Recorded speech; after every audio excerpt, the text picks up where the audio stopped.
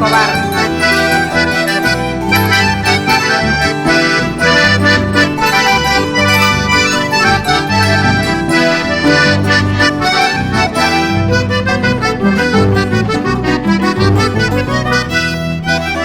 Panteonero, déjame pasar hacia la tumba de mis padres. Quisiera verlos y conversarles, pero besarlos, eso ya nunca. Quisiera verlos y conversarles, pero besarlos, eso ya nunca.